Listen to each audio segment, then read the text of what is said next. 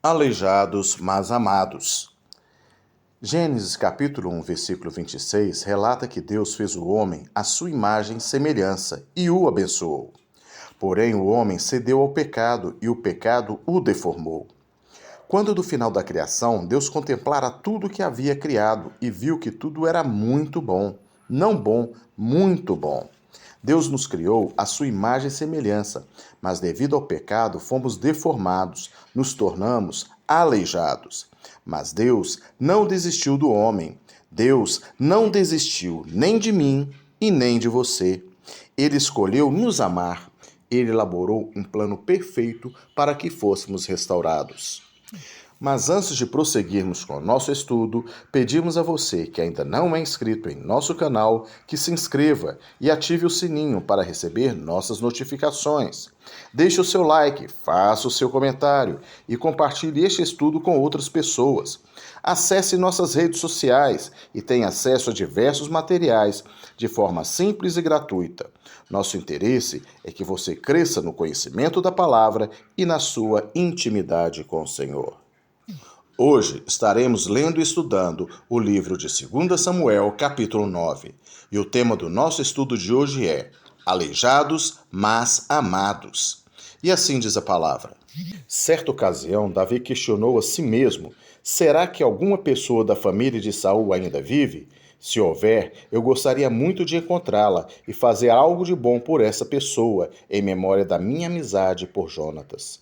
Então convocaram Ziba, um dos servos da família de Saul, para apresentar a Davi, e o rei indagou: Tu és Ziba? E ele prontamente respondeu: Teu servo, senhor. O rei prosseguiu: Resta ainda alguém da família de Saul a quem eu possa demonstrar lealdade de Deus? Ao que replicou Ziba: Ainda há um filho de Jonatas, aleijado dos pés. E o rei desejou saber: E onde ele se encontra agora? Diante do que Ziba lhe disse: Na casa de Maquir, filho de Amiel, de Lodebar. Então, em seguida, o rei Davi mandou trazê-lo da cidade de Lodebar.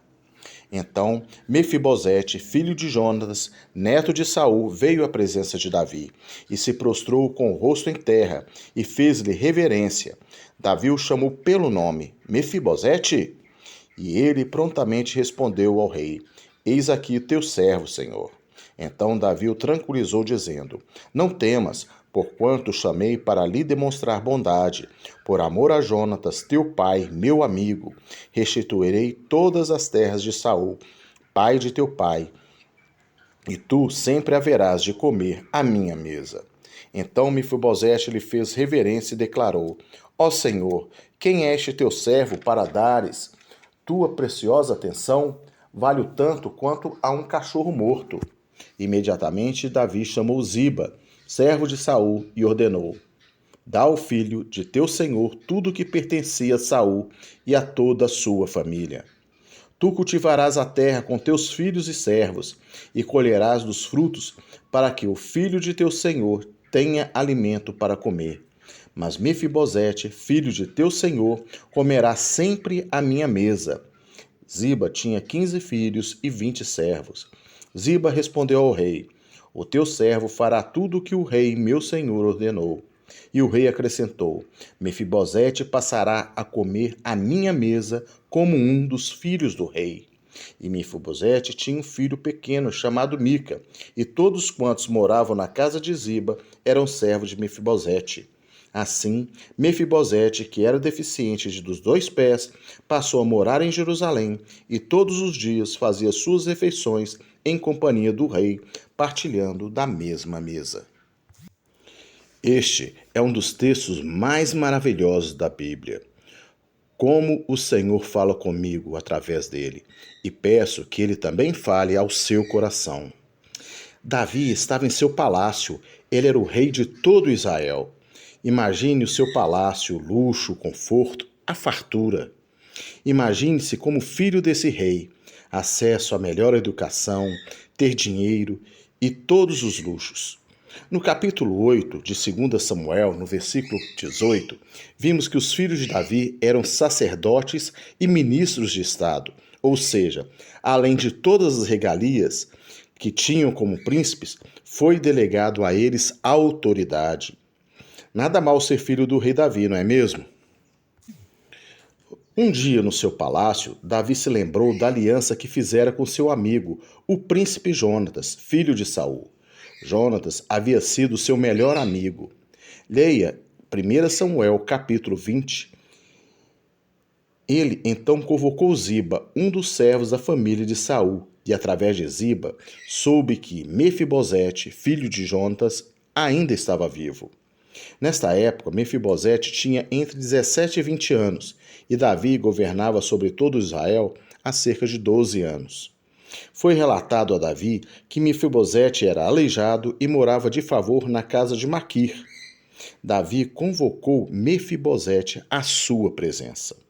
Mefibosete atendeu ao chamado de Davi e chegou à presença dele no palácio, angustiado, com medo de ser executado, pois sabia o que Saul, seu avô, fizera a Davi, da perseguição e desejo de matá-lo injustamente. Por sua condição e ciência dela, no versículo 8, Mefibosete disse que valia tanto como um cachorro morto. Ele reconhecia sua miserabilidade. Mefibosete, dessa forma, tinha consciência de que não era digno de entrar no palácio, muito menos de estar na presença do rei. Tantos pensamentos, tantos traumas, tantos complexos, tanto sofrimento. A primeira coisa que Mefibosete fez quando chegou à presença de Davi foi prostrar-se com o rosto em terra, uma atitude de total submissão e entrega. E qual foi a atitude de Davi? A primeira coisa que Davi fez quando viu daquela forma Mefibosete, naquele estado, foi chamá-lo pelo nome. Davi chamou Mefibosete pelo nome. Com essa atitude, Davi estava dizendo a Mefibosete: você tem uma identidade, você é um príncipe. Davi disse: não temas, porquanto o chamei para lhe demonstrar bondade. Davi disse que, como príncipe, Mefibosete tinha direito à sua porção, à sua herança. Davi restituiu a ele todas as terras que pertenciam a Saul, seu avô. Deu ordem aos servos que eram de Saul que trabalhassem para Mefibosete, para que este tivesse seu sustento e não mais dependência dos outros. Mas o mais maravilhoso vem no versículo 11, na segunda parte, que disse Davi: Mefibosete passará a comer à minha mesa como um dos filhos do rei. Naquele momento, Davi estava adotando Mefibosete como filho, um homem esquecido, aleijado, que na época era um sinal de maldição, marginalizado e pobre, se tornou um príncipe. Filho do rei Davi, teria os mesmos direitos que os outros filhos do rei. Querido ouvinte, o que essa história conta e o que ela representa. Esta é a minha história, esta é a sua história. Mefibosete sou eu, Mefibosete é você. Deus criou o homem para dominar a terra, ser o príncipe da criação, porém o pecado nos afastou de Deus, ou melhor, nos tornou inimigos de Deus. Nossa identidade foi roubada pelo pecado, nos tornamos miseráveis, pobres, cegos e estávamos nus. Porém, Deus teve compaixão de você, Deus teve compaixão de mim. Em João 15,16, Jesus disse: não fostes vós que me escolhestes, ao contrário, eu vos escolhi a vós, e vos designei para irdes e dardes fruto, e o fruto que permaneça. Sendo assim, seja o que for que pedirdes ao Pai em meu nome, ele o concederá a vós.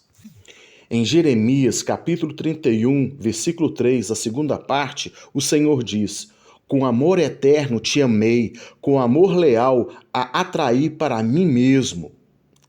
Nessa história, Davi representa o próprio Deus. Deus nos convocou à sua presença, ele escolheu nos amar. Nós atendemos ao seu chamado e na sua presença vimos e vemos que não somos merecedores de nada, muito menos da sua graça e misericórdia, mas o nosso Deus é assim. Ele nos ofereceu sua graça e nós a recebemos. Romanos 4, de 7 a 8 diz: Como são felizes as pessoas que têm suas transgressões perdoadas, cujos pecados são cancelados. Bem-aventurado aquele a quem o Senhor jamais cobrará o preço do pecado.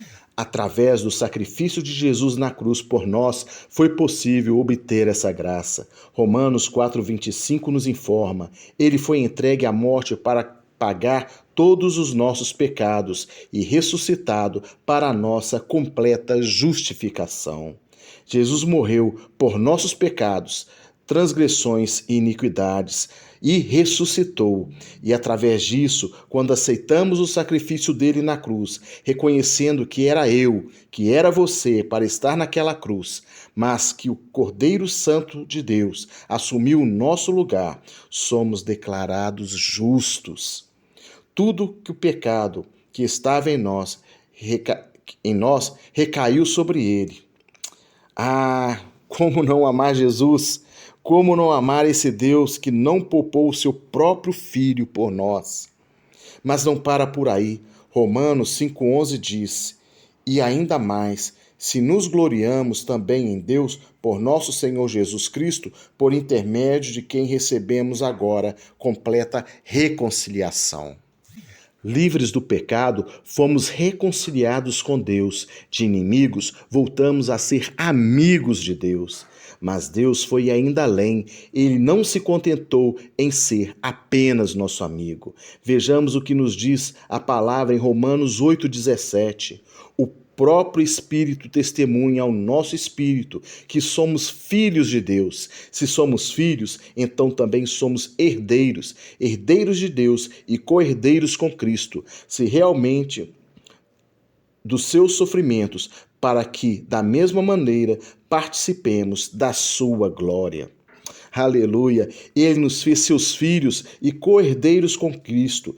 Termino este estudo lendo Romanos 8, dos versículos de 28 a 39. Peço que não seja apenas mais uma leitura, mas medite, reflite nesse texto. Compreendendo esse texto, não há como ser possível você não cumprir o maior de todos os mandamentos: amar ao Senhor de todo o seu coração, de toda a sua alma e de todo o seu entendimento. Leiamos Romanos capítulo 8, dos versículos 28 a 39. Estamos certos de que Deus age em todas as coisas com o fim de beneficiar todos os que o amam, dos que foram chamados conforme o seu plano, porquanto aqueles que antecipadamente conheceu, também os predestinou para serem semelhantes à imagem do seu Filho, a fim de que ele seja o primogênito entre muitos irmãos. E aos que predestinou, a estes também chamou, e aos que chamou, a estes igualmente justificou, e aos que justificou, a estes também glorificou. A que conclusão, pois, chegamos diante desses fatos? Se Deus é por nós, quem será contra nós? Aquele que não poupou o seu próprio Filho, mas o entregou por todos nós, como não nos concederá juntamente com ele gratuitamente todas as demais coisas? Quem poderá trazer alguma acusação sobre os escolhidos de Deus? E quem os justifica? É Deus quem os justifica. Quem os condenará? Foi Cristo Jesus que morreu, e mais, ele ressuscitou dentre os mortos, está à direita de Deus e também intercede a nosso favor. Quem nos separará do amor de Cristo? Será tribulação, ou ansiedade, ou perseguição, ou fome, ou nudez, ou perigo, ou espada? Como está escrito: por amor de ti somos entregues à morte todos os dias. Fomos considerados como ovelhas para o matadouro. Contudo, em todas as coisas somos mais que vencedores por meio daquele que nos amou. Portanto, estou seguro de que nem a morte, nem vida, nem anjos, nem principados, nem demônios, nem o presente, nem o futuro, nem quaisquer poderes, nem altura, nem profundidade, nem qualquer outra criatura poderá nos afastar do amor de Deus que está em Cristo Jesus, nosso Senhor. Que Deus te abençoe.